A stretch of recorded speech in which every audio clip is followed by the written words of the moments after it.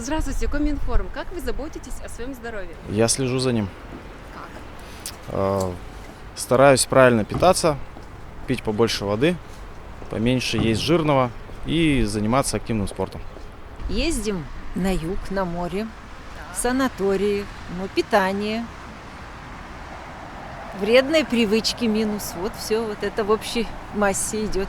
Стараюсь заниматься практически каждый день, так как здоровье важно. Бегаю, занимаюсь спортом, занимаюсь на работе даже спортом. В общем, Кем работаете? на Монде СЛПК. Подтягиваетесь там? У нас есть небольшой спортзал, занимаюсь. Есть сауна, есть все.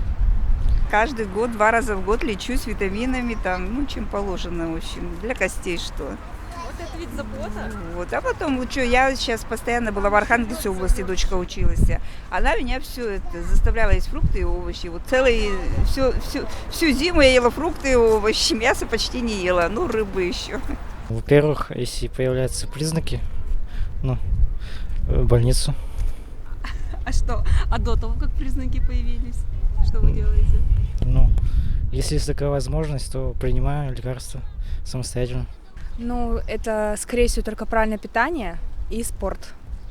Вот. Чем занимаетесь? Я, получается, занимаюсь дома. Раньше занималась фитнесом, ходила на батуты, вот это вот все. А сейчас я просто занимаюсь дома. А никак. Живу и доживаю. Вот хожу, скандинавская ходьба у меня есть.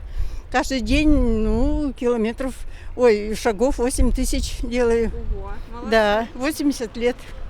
Каждый день. Делаю зарядку. Здравствуйте. А как вы заботитесь о своем здоровье?